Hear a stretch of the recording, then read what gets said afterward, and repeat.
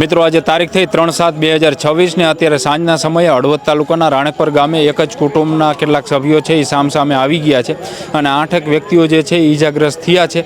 આ ઘટનામાં હુમલો કરનાર જે વ્યક્તિઓ છે એ હળવદ તાલુકા પંચાયતના મહિલા સદસ્ય છે, તેની સાથે એના પતિ ને એના કુટુંબીજનો હોવાનું જે લોકો ઈજાગ્રસ્ત થયા છે જણાવી રહ્યા છે। જે 8 લોકો ઈજાગ્રસ્ત થયા છે એમાં મહિલાઓ છે, એમાં પુરુષો છે, તેની સાથે એમાં વૃદ્ધ પણ છે।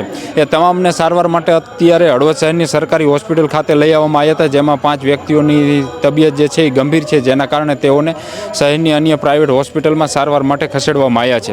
ખાસ આ બનાવની વાત કરીએ ને તેની સાથે જે લોકો ઈજાગ્રસ્ત થયા છે તેઓ પાસેથી જે કંઈ આપણને માહિતી મળી છે એ મુજબ વાત કરીએ તો પ્રભુબાપા બાબરિયા છે, જો કે હળવદના જે વ્યક્તિઓ છે એ મોટાભાગે ઓળખતા હોય છે, કારણ કે રાણેપર ગામ છે ત્યાં નીલકંઠ મહાદેવનું મંદિર છે, અસંખ્ય જે બિલીના ત્યાં આગળ છોડ જે છે વાવવામાં આવ્યા છે, એટલે ઘણા બધા લોકો ત્યાં દર્શન કરવા તેની સાથે બિલીની પ્રદક્ષિણા કરવા માટે ત્યાં જતા છે। આ પ્રભુબાપા છે એ જ કહી રહ્યા છે ને એ પોતે પણ ઈજાગ્રસ્ત થયા છે, એમના ઉપર પણ હુમલો થયો છે અને એમના કુટુંબી જ છે।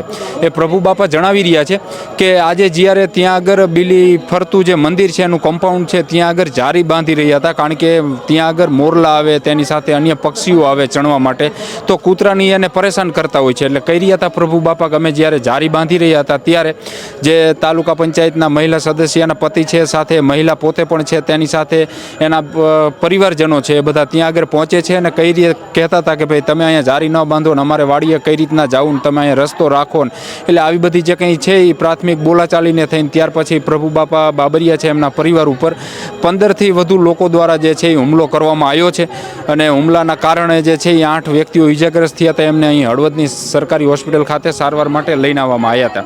8 થી 9 વ્યક્તિઓ જે છે ઈજાગ્રસ્ત થયા છે મિત્રો, એના તમને ખાસ ઈજાગ્રસ્તોના નામ આપું તો પહેલાં છે પ્રભુભાઈ મોતીભાઈ બાબરિયા, 83 વર્ષની એમની ઉંમર છે। મુકેશભાઈ પ્રભુભાઈ બાબરિયા, તેઓની ઉંમર છે 40 વર્ષની। ચંદ્રિકાબેન મુકેશભાઈ બાબરિયા, તેઓની ઉંમર છે 41 વર્ષની। જોશનાબેન ઘનશ્યામભાઈ બાબરિયા, તેઓની ઉંમર છે 52 વર્ષની। અલ્પાબેન ઘનશ્યામભાઈ બાબરિયા, એમની ઉંમર છે 21 વર્ષની।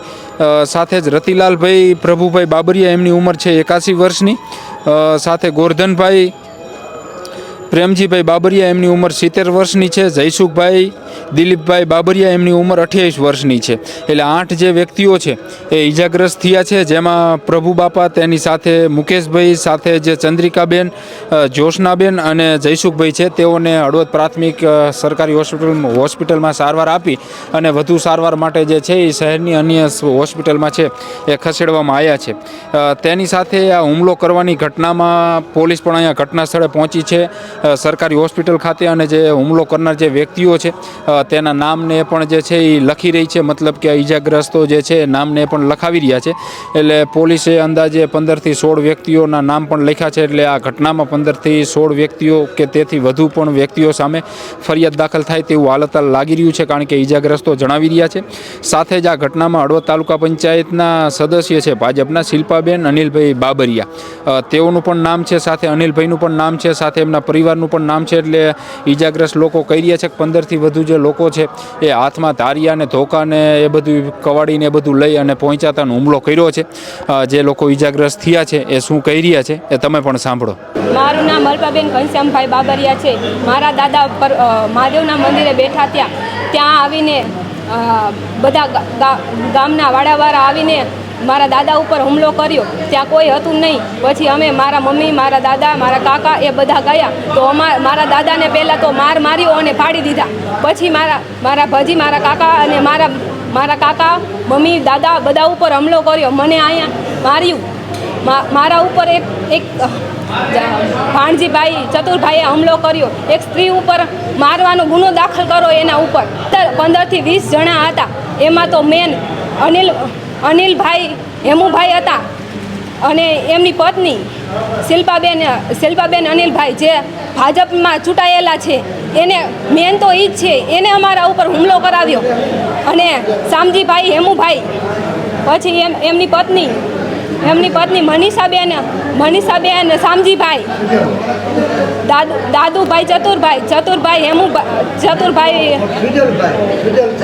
ચતુરભાઈ વાલજીભાઈ, સુજલભાઈ શામજીભાઈ, પછી નિકુલભાઈ મહેશભાઈ, અનિલભાઈ હેમુભાઈ, અને શૈલેષભાઈ દાદુભાઈ અમારા ઘરના 8 થી 9 જણા ઈજાગ્રસ્ત થયા છે. મારા કાકા કાકીને તો ટાંકા પણ આવ્યા છે. એમના તો હાથમાં ધાર્યથી વાર કર્યો હોય એવું લાગે છે અને એના હાથમાં તો 10 થી 15 ટાંકા આવ્યા છે. મારા કાકાને પણ માથામાં ટાંકા આવ્યા છે. મારા ભજીને પણ ટાંકા આવ્યા.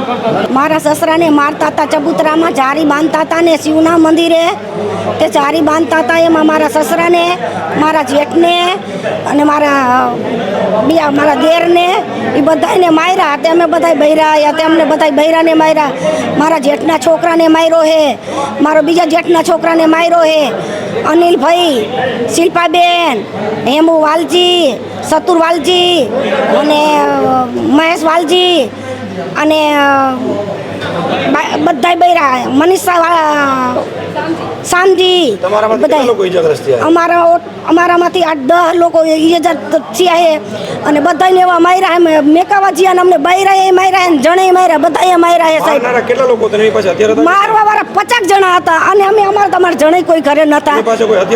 એની એક હતા ધારી કવાડિયા બધું હતા, ધોકા ધારિયા કવાડી બધું હતું. અમે એમને સાહેબ જીયા હતા, અમારા ઘરના મેકાવા જીયા હતા ને અમને માર્યા હે. અમને ખબર નથી ને અમે વિડીયો ઉતારવા નાખી હતા પણ છોકરાને ઉતારવા ન દીધા અને એટલે અમને માર્યા હે. એટલું અમે કહી કે એને છોડતા નહીં. મારા ડોહાને મારી જ્યા હે.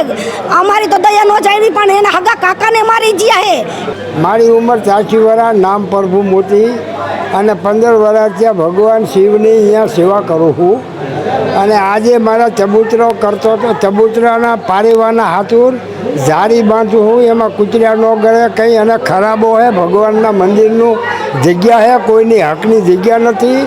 અને આ જે એરિયા મારા ભાઈના ભત્રીજા એ ઉપાડો લઈ ગયેલા હે અને આવા મારા છોકરા ઉપર, મારા ઉપર ઘણી વાર હુમલો કર્યો. આજ અમને એવા માર્યા હે, મને તો એવો માર્યો હે કે એની વાત ધારિયા અને કવાડા અને ધોકાન એ 20-25 વાલજી મોતીનો પરિવાર બધો ગણી લીધો.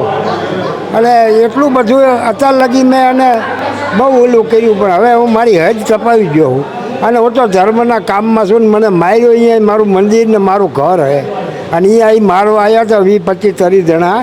એના એકના નામ પોલીસ ભાઈ PSI આવે મને કહેજો, હું એમને નામ આપું. બધા મારી પાડ કાઢી નાખી. ધર્મના કામમાં તો મેં મારું જાન અહીંયા અને